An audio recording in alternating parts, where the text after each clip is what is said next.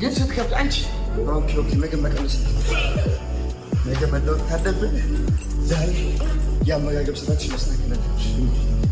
አንተ ራስህ ባስተዛዘብ ስራት ደከመኝ እግዚአብሔር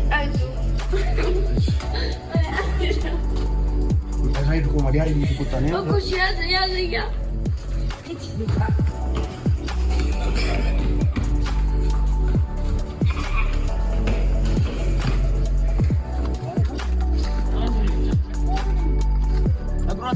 ደረጃ ስትወጣ እግዚአብሔር ወይ ይገላታል ወይ ትገድሏል። አንድ ቀን ሬሳ ነው ተሸክም የሚሄደው የሆነ ቀን ታፍካለሽ ተለይ እንደ ዳርክ ነው በለካ